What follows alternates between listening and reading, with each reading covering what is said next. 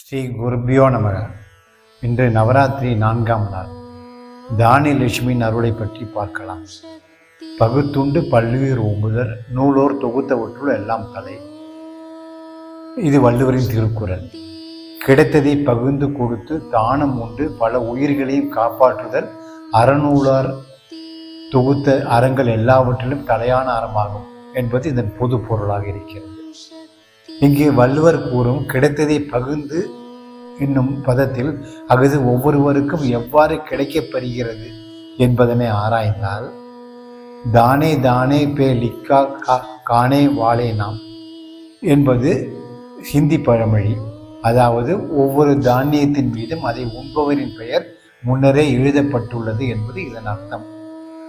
அதாவது இயற்கை எண்ணெய் வடிவாகவே விளங்கி கொண்டிருக்கும் தானிய லட்சுமி ஒவ்வொரு தானியத்தையும் அதை உண்பவரின் பெயரோடு சேர்த்தே விளைவிக்கிறாள் என்று பொருளாகிறது. அவ்வாறு பெயர் எழுதப்பட்ட தானியத்தை அன்னலட்சுமியாக விளங்கி கொண்டு உரிய நேரத்தில் அவரவர்களுக்கு உண்ணும் உணவாக பகுத்து அளிப்பதும் அவளருளே என்பது புலனாகின்றது.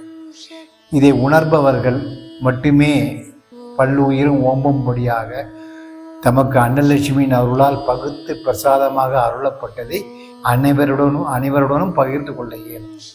இவ்வாறு வாழ்பவரின் வாழ்வே அறம் சேர்ந்ததாக ஆகிவிடுவதால் இத்தகையோருக்கு நூலறம் என்று எதுவும் தனியாக சொல்லப்படவில்லை. வாழ்க தமிழ், வாழ்க வள்ளுவர்.